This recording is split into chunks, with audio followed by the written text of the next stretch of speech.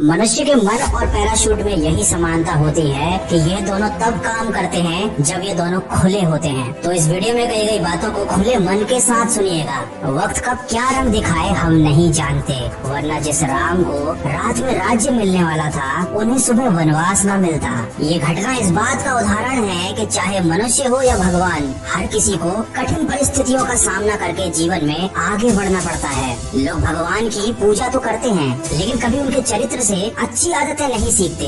इसलिए आज मैं आपको बताने वाला हूँ रामायण में बताई गई कुछ ऐसी बातें जो आपके लिए जानना बहुत जरूरी है। ये कोई धार्मिक वीडियो या प्रवचन नहीं है। आज के वीडियो में मैं आपको वह बातें बताने वाला हूँ जो आज के जमाने में आपको सही मार्गदर्शन देने में उतनी ही सक्षम है जितनी रामायण काल में हुआ करती थी। सबसे पहली बात तो भगवान श्री राम ने अपने जीवन काल में कभी कोई ग्रंथ नहीं लिखा और न ही उन्होंने कभी प्रवचन दिए। उन्होंने कभी खुद को ईश्वर का अवतार बताकर समाज से बुराइयां मिटाने का कभी कोई अभियान भी नहीं चलाया था, बल्कि उन्होंने अपना जीवन ऐसे बनाया ताकि लोग उनसे सीख सकें। अपने जीवन में आने वाली हर परेशानी और हर कठिनाई को उन्होंने हंसकर स्वीकारा और अपने जीवन को एक उदाहरण बताकर यह बताया कि जीवन एक ऐसा सफर है जहाँ इंसान को हर तरह का अच्छा बुरा तजुर्बा मिलता है। अच्छे फलों का तो हम भरपूर आनंद उठाते हैं, पर मुश्किल की घड़ी में अक्सर अपने भाग्य को कोसने लगते हैं। ये बात हम सभी जानते हैं कि वक्त कैसा भी क्यों न हो, अपने साथ कोई न कोई सबक लेकर जरूर आता है, लेकिन कभी कभी हम उस सीख को समझ पाने में सक्षम नहीं हो पाते।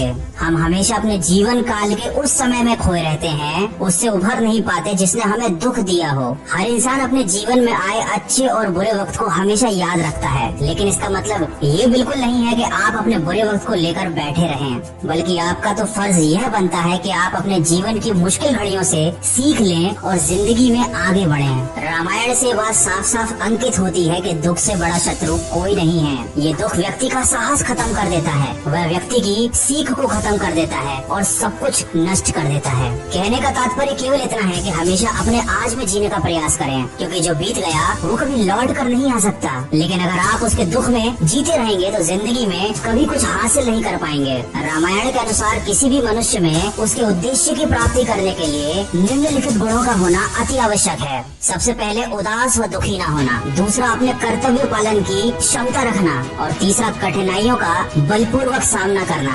रामायण के अनुसार हमेशा प्रसन्न रहना कुछ ऐसा है जिसे प्राप्त करना असंभव है। कहने का यह तात्पर्य है कि प्रसन्नता और दुख ये दोनों जीवन में आते जाते रहते हैं। ऐसा हो ही नहीं सकता कि लगातार सिर्फ प्रसन्नता जीवन में बनी रहे। इसलिए अपने दुखों से हार कर जीवन का अंत कर देने में कोई भलाई नहीं होती, बल्कि सुख और आनंद का रास्ता जीवन से ही निकलता है। जो व्यक्ति हमेशा अच्छा और मीठा बोलता है, हर समय अपनी भाषा का ध्यान रखता है, किसी भी परिस्थिति में बुरे शब्दों का इस्तेमाल नहीं करता, वह व्यक्ति जीवन में हमेशा प्रगति करता है। ये शाश्वत सत्य है कि बोलने से पहले शब्द मनुष्य के वश में होते हैं, किंतु बोलने के बाद मनुष्य शब्दों के वश में हो जाता है। ये बोले गए शब्द एक ऐसी चीज है जिसकी वजह से इंसान या तो दिल में उतर जाता है या फिर दिल से उतर जाता है। इसलिए हमेशा बातों को ध्यान पूर्वक कहें, क्योंकि हम तो कहकर भूल जाते हैं लेकिन लोग उन्हें हमेशा याद रखते हैं। भगवान राम को मर्यादा पुरुषोत्तम कहा जाता है, क्योंकि वो हमेशा अपनी मर्यादा में रहे, अपने अनुशासन का पालन करते रहे। और ये बात हमें सीखने को मिलती है कि अनुशासन सुखी जीवन के लिए सबसे महत्वपूर्ण है। मर्यादाएं जीवन में आने वाले संघर्षों से जूझने की शक्ति देती हैं।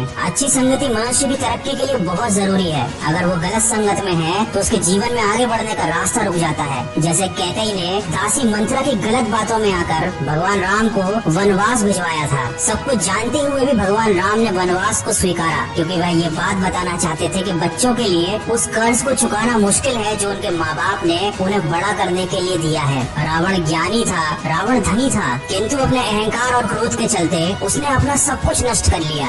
इससे यह बात सिद्ध होती है कि आप चाहे कितने ही ज्ञानी और कितने ही ज्यादा धनी क्यों न हो, अगर आपके अंदर क्रोध और अहंकार जैसे अवगुण हैं, तो वो एक न एक दिन आपका सर्वनाश अवश्य कर देंगे। इसी के साथ रामायण से हमें यह भी पता चलता है कि चरित्रहीन व्यक्ति की मित्रता उस पानी की बूंद की भांति होती है जो कमल पत्ती के फूल पर होते हुए भी उससे चिपक नहीं पाती। इस तरह के मित्र एक न एक दिन आपको धोखा देकर आपका साथ छोड़ देंगे। दोस्तों, रामायण की कहानी देखने या सुनने से ज्यादा महत्वपूर्ण है कि आप उसमें कही गई अच्छी बातों को अपने जीवन में उतारें। और आज का ये वीडियो बनाने का उद्देश्य भी मेरा यही था कि मैं कम समय में कम शब्दों में आपको रामायण में कही गई कुछ अच्छी बातें बता सकूं। अगर मेरा ये प्रयास आपको पसंद आया है तो इस वीडियो को ज्यादा से ज्यादा शेयर कीजिए और सभी लोगों तक पहुंचाइए।